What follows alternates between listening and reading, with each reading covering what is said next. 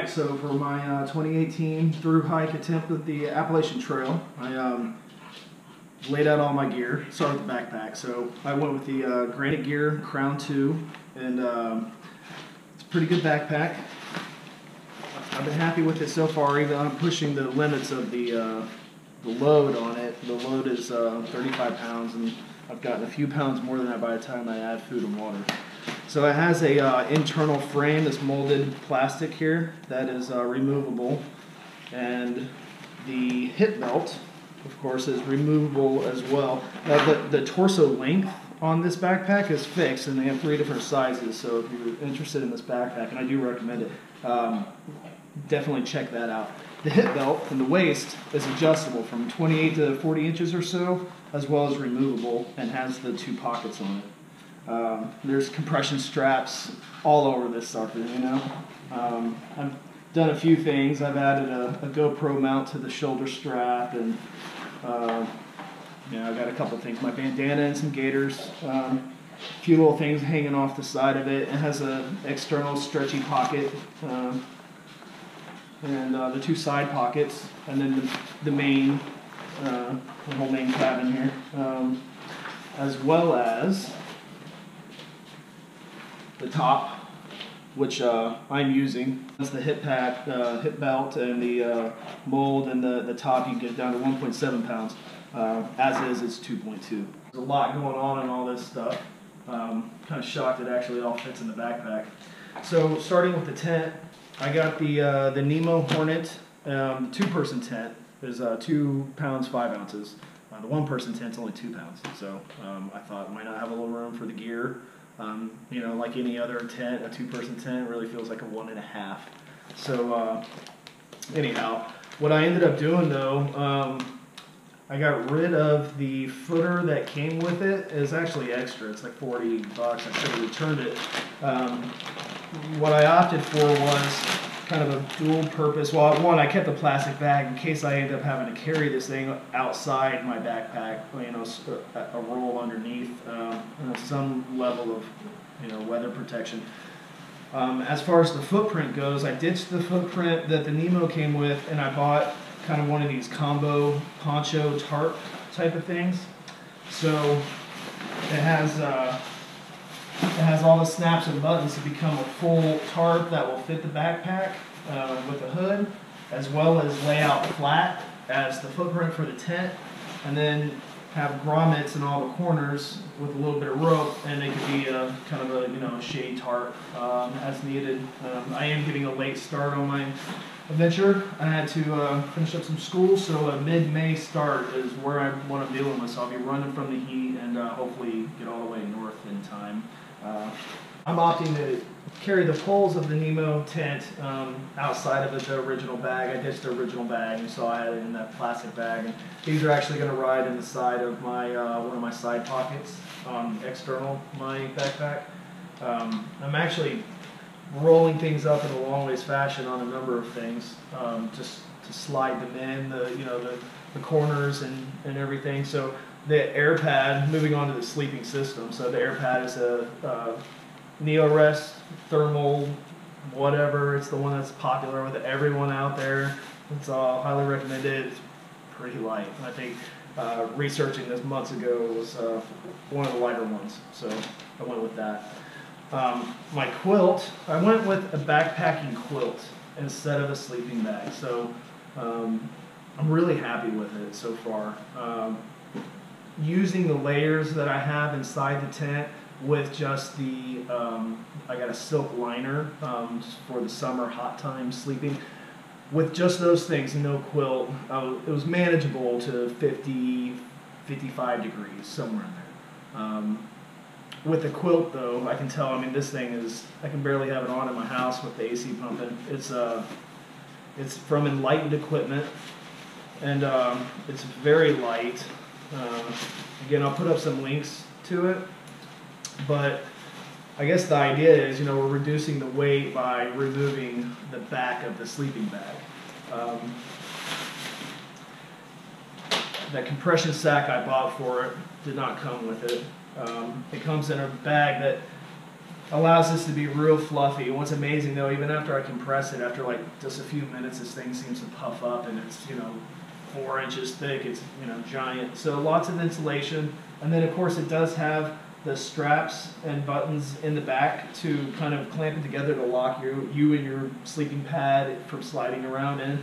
The bottom quarter, bottom fifth of it is zippered, so you still have a compartment, you know, for your feet or to get bundled up. And then of course on both ends it has the compression strings, so you can draw it tight and still hold your heat in. So, which, you know, in the summer, a lot of times I want my, you know, it's kind of warm outside, I want my feet sticking out. So it's kind of cool to be able to either lock it up or open it up. But I'm really, really happy with the sleeping bag, and it's super light. I don't remember the weight of it now, but it was about the lightest I could find. And you pay for it. Butt pad, you know, one of these little guys here. I thought it might be silly, but I, you know, second guessing that, I think it's really going to be worthwhile. You know, lots of times things are going to be damp. You're out there for months, and you have a little seat.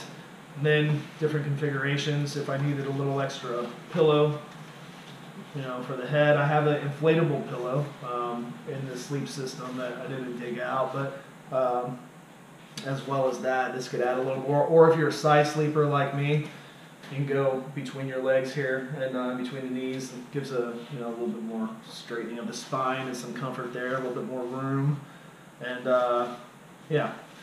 So then we have the poles, hiker hunter poles. I did the you know, the Gorilla Tape around the pole there. Excuse me, to patch up anything or tape up anything. And then I have a mount for my GoPro on the stick here itself, so I can use it as a selfie stick, you know.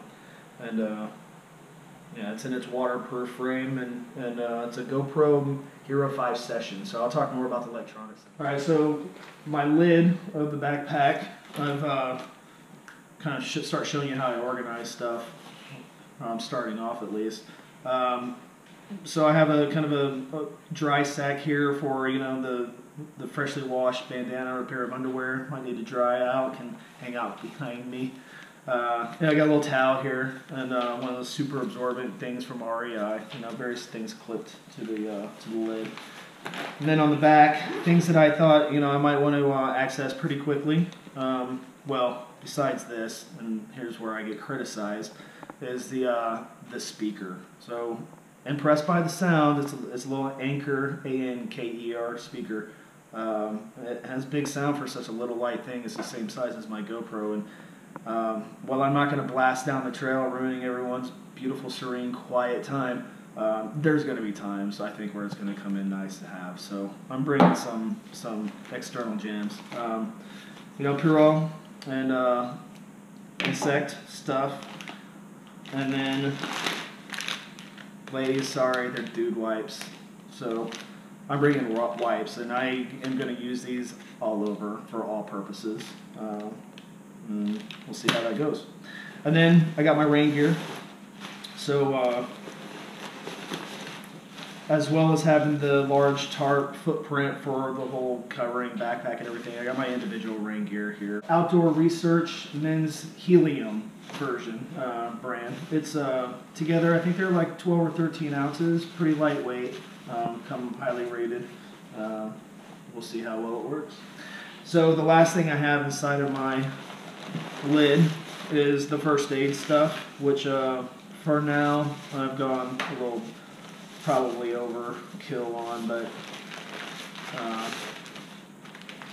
just kind of dig through this and see. So, kind of a basic wilderness first aid manual. I'll flip through that and tear away the pages for fire as I go, light reading. Fire starter, it's kind of an emergency fire starter. I'm going to actually come back and do a separate video on this. This is a pretty cool product, and you know, burns at 1,000 degrees, claims to be able to start wet wood, burns in the wind up to 30 miles an hour, starts easily, lasts a while, so we'll come back to that. So I got some alcohol swabs here, and then the thermarest and repair patches, a couple different repair patch kits that came with stuff that I included in here, a couple large gauze. You know, you hear these are worthless, never had to use one, thank God. You know, I don't know. We'll have to see how they go. I'm not going to test it for you on my forehead. I did that with my kids one time and left it like a bullseye for a whole weekend on my forehead. But, you know, it seems like it's certainly doing some suction there. Whether or not you're going to get any venom out if you happen to get bit by one of them nasty eastern rattlers, I don't know. But it's in there for now. We'll see. You know, I doubt it's going to work on a tick, but that's why I got the tick key. So apparently come in on the back side of the tick and hook it and pop it right off, and you know, head and all. So I'm sure we'll be using this, but hopefully not too much. Some spare plastic sacks. This is another patch. A roll of bandage, tweezers, some quick clot blood stop stuff. Zip ties. This is one of the things I'm thinking about jettison, but we'll see. Some backup waterproof matches, and Neosporin and the Lukey tape, and just kind of a roll or two of the gauze. And that's pretty much it. Some gloves. A couple safety pins and little things buried. For shoes, I started, got these at REI, and they're Solomon XD, or XA Pro 3D, I suppose. I like the lace system, the way they lace up, and then you can just run it down, and it has the little sleeve on the tongue, and you can just tuck that up in there. The support was really good. I like the way they felt on the arch of my foot. It does have a nice little spring in the step. They come with some liners inside, and yeah, they seem pretty good. And I'm sure they're going to give me 500 miles plus, and I might have to just get another pair like them out there on the trail. For sandals, these are my backup shoes here for just, you know, I like to get my feet out there and get dry. Will likely use these to ford rivers, keep my shoes dry. I think I'm going to enjoy having a pair of sandals out there. So I'm going to lug an extra pair of shoes. This is Vivo barefoot sandals, and yeah, so see how those go. They feel good. I like them. So for the clothes, after doing a little research on ticks, you know, of course you can get paranoid, and well, ticks suck. So literally, figuratively. So I got all my stuff treated by Insect Shield, and so Insect Shield apparently has their own brand of clothing, but you can get any of your clothes sent in to them. Read the website, because there's of course restrictions on what they do, but they I guess have their own method for impregnating permethrin into your clothes, and claim it lasts 70 washes, whereas the stuff you're gonna buy at the sporting goods store and spray is like, you know, 5, 6, 7 washes. I don't want to carry that stuff around with me. I also don't want to worry about it. I feel like this will get me through all the tick worries. It was only $75 for 8 garments. They sent like a postage, you know, prepaid postage envelope back to me, and I shoved all my clothes in there. So, as well as my socks, at least my outer layer, I got those treated. I think 2 pair of socks count as 1 garment. I did not treat my liners, and I have this extra pair of socks, which I'm actually using one of them as a very awkward looking container for my jacket, my winter jacket, which we'll come get to in a minute. So I got the 2 pairs of socks and the 2 liners. I got the gloves and the hat and 2 pair of underwear. The gloves and the hat, some of the winter gear, I'm likely going to, at this point in the season, have shipped to me when I need it. So some of this stuff won't be coming with me initially, and I'll have it sent to me as needed. So The clothes, though, I decided, and again, these are all treated insect shield.